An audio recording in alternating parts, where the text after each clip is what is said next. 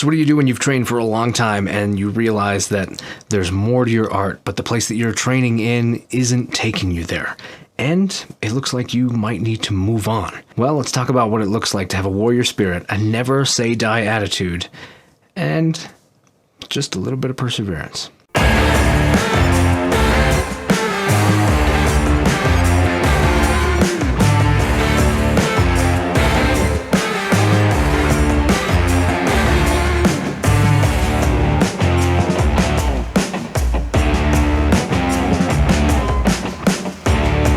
Hey, what's up? I'm Ken. This is kenfuTV, and each week I release videos on the martial arts, philosophy, technique, training, that sort of thing. So if that's the kind of thing you're into, I hope you stick around. I hope that you subscribe. I hope that you hit comments down below and we have a conversation. And I hope that you share this with somebody if you think that they'll get some value out of it. Some of these videos can be longer than the average attention span, so I've got chapter markers in the description below to help you jump to the part that you're interested in. Today we're going to talk about a book I just finished reading that I really enjoyed, written by John McClane. But before we jump into that, John also sent a t-shirt, so you know what that means. It's time for shirts and patches.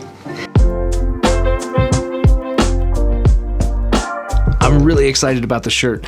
Whoa, focus. I'm really excited about the shirt that John sent. As you can see, it's this whole "that's not traditional" thing. Right now, we have this situation happening in the world where everybody's fighting over what is traditional, and while people move towards what's arguably more traditional, doing things that go further back into the history, doing what the old masters wrote about doing. People who are doing more modern things that maybe don't match what the old masters did are up in arms because well, it's not traditional. You're not following tradition. You're veering away from tradition and veering into these other places. And turns out the old masters were doing this stuff. They were cross-training, they were sparring, they were testing their stuff, they were training live, they were doing all of the things that we're doing these days. But there are people who have gotten locked into their routine who are really struggling with the idea of what is tradition, and sometimes lashing out and saying what you're doing is not traditional. So John's answer is this wonderful t-shirt that just says, "That's not traditional," with the sad face emoticon that reminds everyone, or at least reminds me, that most of this stuff is, what is it, kuchibushi or whatever, keyboard warriors. And people have said that things are veering away from what they've taken to be tradition. And, you know, everybody's got a different direction that they can go, and what they decide is their tradition. Sometimes defining what is traditional is a little more different. John McClane, warrior spirit martial arts, has trained for nearly 15 years. He's got a 3rd-degree black belt in Shukokai, karate, and kickboxing. He's also got a purple belt in Jiujitsu, Gracie Jiujitsu, and he puts this stuff together and offers what he sees as being the best way to approach tradition in his way. John's goal is to take what he does, his training, the different aspects of his training, and combine it into something very functional while creating a safe environment where people can train and grow and feel like they belong. Because for him, as you'll see in the book that we talk about later today, Made on the Mats, he talks a little bit about how he was made on the mats and how the dojo helped him be the person he is today. So his goal is to continue to provide that moving forward. You can find him on YouTube, Warrior Spirit Martial Arts. Excellent channel. He's got some great interviews and some great content.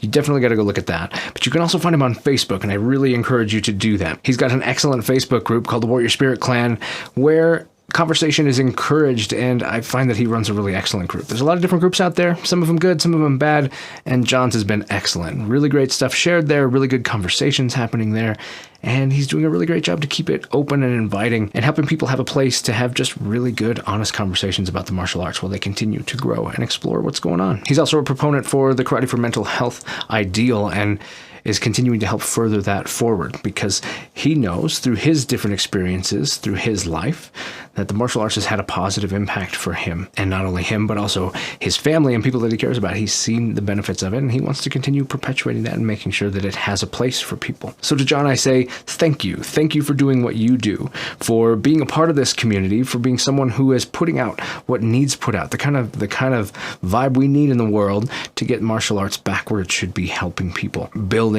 solid, functional things while building up solid, functional, strong people. I just think that's excellent. And I love what you're doing. So that was my message to John. If you're not John, I hope that you go find him. I hope you go follow his stuff. And in the meantime, let's talk about his book. So today we're talking about John McClane's book, Made on the Mats. It's on this side, though. This side. Made on the Mats, Warrior Spirit Martial Arts. John McClane wrote this excellent book. This book came out recently, and it covers a lot of things that I think are really excellent. Really what's happening in this book is he's talking about his journey.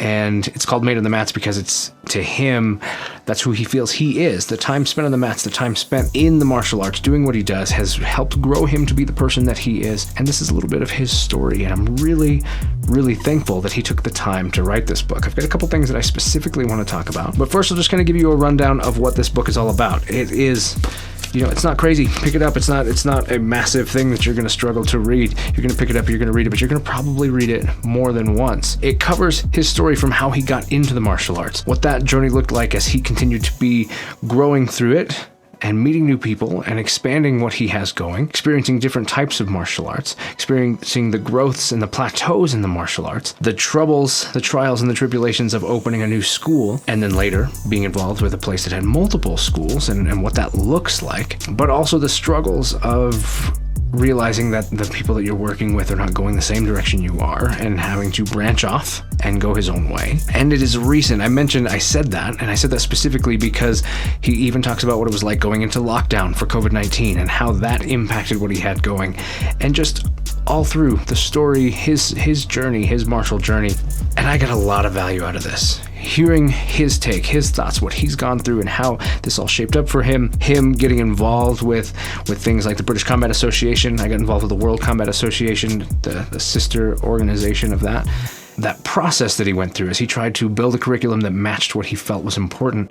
The difficulties of having those discussions with the people that you maybe feel like you're letting down when you make those kinds of changes to pursue what you think is important, but also understanding how important it is that you follow those things anyway. I don't know. I loved this. Couldn't have came at a better time. Like, honestly, when it fell into my life, it was the right time for me to be excited about this book. I hope that you go read it. You can pick it up on Amazon. You can pick it up. There'll be links in the description. You can get a copy of this book.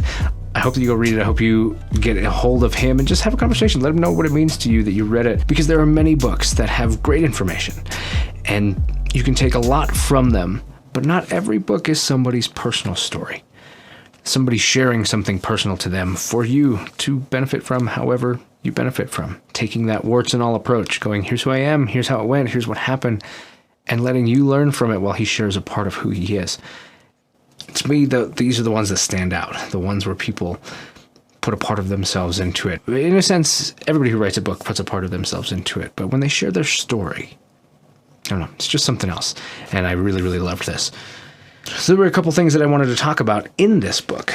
On page 50, in chapter 18, he's talking about the differences in martial arts and the kind of the 3K approach, and also these approaches that can take and how this stuff maybe should look. He's talking about Bunkai, and he's talking about the traditional Bunkai of, and in fact, he describes it, attacker punches you from the front, so you block and you kick. Another attacker comes up to your left with a kick, so you block that and you punch and then you kick. Yet another attacker lunges at you from behind with a punch, so you turn and block that. And the attacker, while stepping back, throws another punch, which you also block, and you turn to strike the opponent, who's now appeared to your right. All these opponents, all these things. He's talking about this compass point idea of Bunkai. And he goes on to say, this isn't an example from any particular kata, but it's a general tone of a lot of explanations of Bunkai and kata. Here's the part that stood out. He says, when you're a student who's brought up in an environment of conformity and sensei knows best mentality, you tend to take these explanations at face value and you don't really question them too much. You assume that you're just missing something. I think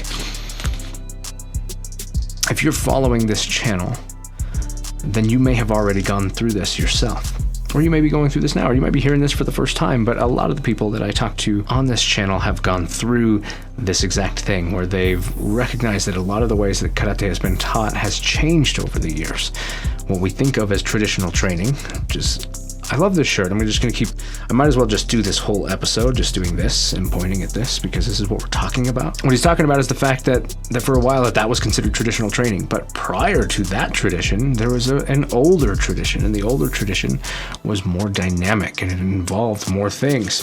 He talks about the different parts of training. He says, you then move on to practice your basics. These are the moves or the combinations that you use to refine your technique. These are often the building blocks of your martial arts. It's important to build foundations, build strong foundations. In my school, we always did the common sense thing of hitting pads to get good at techniques.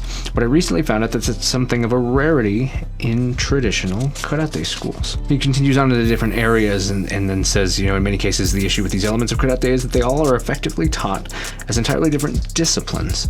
The kata is intended to look good and to practice for its own sake. The kihon, again, are practiced to fit the mold and virtually done for no other reason, while kumite has its own set of rules in which many of the basic techniques aren't allowed to be used. And if they are, you may never have practiced them against a moving target anyway. Now, I mentioned a lot of this because I'm actually going to jump back to previously in the book. So jumping back to, I think it's like page 31, thereabout, is when he got involved with Jiujitsu. Earlier on, he talks about his instructor wanting to bring in something, and that something that he wanted to bring in was Gracie Jiujitsu, and they started training that, remembering that now, 5+ years later, John has a purple belt in Jiu-Jitsu. He's had a time to spend and understand a lot about it. He's not a new student when it comes to this, and he gets it. And coming from somebody who's spent some time with Jiu-Jitsu, I can see that he has that connection to what's going on there. And this has informed his thought process when it comes to karate and traditional martial arts. And I lied. It actually started on page 30, flips into 31. He says, what I really enjoyed about Jiu-Jitsu was that you're constantly pressure testing techniques to ensure they made sense. Sparring involved close quarters grappling, including takedowns, and a great deal of ground fighting. Simply put, if a move were taught in Jiu-Jitsu that didn't make sense or didn't work, you didn't use it. And it became an art full of effective moves and allowed for the individual to choose their own arsenal of weapons. And then he talks about his favorite, which is the Ezekiel choke, which is a pretty fantastic choke, if I must say so. He also says, I like this, so I'm just going to add it in. He also says rolling, which is the sparring that BJJ guys do, was not only fun and great for fitness and conditioning. After gaining a little proficiency, it became more like moving meditation. We learned from a guest instructor how important it was to focus on your breathing and let yourself go with the flow a little bit. He taught us to roll with our eyes closed so that we'd learn to rely on the feel and sense the opponent's movements as opposed to attacking every limb we saw with our eyes. He puts these ideas together. These are things that he thought. So he's looking at karate. He's looking at what he's finding to be the failing of karate, where everything is practiced separately and there's no integration to the training. Then he looks at jiu-jitsu and says, okay, nothing is practiced separately. You're training in a way that incorporates everything. It takes the basic techniques, it takes all of the technical details and trains them individually, then trains them with moderate resistance, then trains them to full resistance, and allows you to develop a strong understanding and a good confidence in those abilities. So what has he done? He decided that that's how his karate should work too, and he realized that he's not the only person who feels that way. So he goes on to talk about the direction that he went after that. He touched on difficult things. He touched on having to be able to go to his instructor and having the person that he was going to go with to talk to him decide to bail at the last minute and not go, and he ended up having to go on his own to have a discussion with his instructor about being like, hey, I'm going to go a different direction. I'm going to do something else. I appreciate what you've done, but I've got a different path to take now that I need to take. I need to follow. I've got this mission. I think that's a really brave and courageous thing that he did. Coming from a similar place of feeling like this stuff is very important and having to make some decisions that you feel like maybe not everybody will like or want to follow, it spoke to me because I've been in similar places. So in some ways, I may have misled you a little bit because I said, what do you do when this is what's going on? And what you do is go read this book and hear what John had to say, what his journey looked like when he did it. I've got a video right here that you can go look at to hear some of the thoughts that I've made. That video is going to talk about my decision to move to the World Combat Association and what that meant for me. I think more and more people are starting to write their story, and I think that's wonderful. I hope that more people do, and I hope that more people read them, and that's why I want to make sure that I'm shining a light on them, because we learn from each other. And now more than ever, we have the ability to learn from people who are not nearby, not only the people in our town or the surrounding area, but all over the world. I'd have a hard time picking up the phone and calling John right now because our time zone difference is so different, but I can read his book and hear his story and connect with him on Facebook and have conversations. We're living in the best time that there's ever been. I think that's really, really awesome. Go read this book. Make sure you let John know what you thought of it. Make sure to go read Les Boca's book too. They both have a similar vibe of telling their story, and I know that Les was a part of making this happen, and I think that's really great. I'm excited to see as more people are doing things like this, what that looks like for everyone. Now we'll go look at my favorite comment from last week's video, and then we'll wrap it up. Today's comment comes from the Shotokan Chronicles. My favorite part of this comment was the very last sentence that says, I learned early on that pain compliance was a hindrance and not a tool. And that's a really powerful sentence. This idea that being taught early on a lot of different ways to apply pain, to be able to control people. And then he talks about being in the security industry and working at raves and different things like that. And that's what I love about this comment. This sentence is it's not only that it didn't always work, but actually trying to rely on things that were likely to fail was actually making a worse situation, a more dangerous situation. That hindrance was preventing him from being able to be effective. It was more important to gain control and skip the pain part. And if the pain happens while the control's going in, then great. But to skip that part, go straight into the things that are going to actually give control, and that being there. So I absolutely agree, and I think that this is an important idea and something that needs to be spread. We need to talk about this. We need to talk about the fact that people are still teaching pain compliance as a primary directive when it's a terrible primary directive. So Shotokan Chronicles, thank you for this comment. I think it's excellent. I'm really glad that you posted it. So there it is, an excellent book that I think you should read, an excellent person I think that you should be paying attention to, and some interesting thoughts on what is or is not traditional and how we go about dealing with some of the difficult decisions that we make in our journey. If you like this video, if you like the kind of videos that I'm making, you can subscribe right here. If you want to see more videos like this, there's a playlist right here, and here's a couple more that you might like. I'm Ken, this is kenfuTV, and I'll catch you in the next one.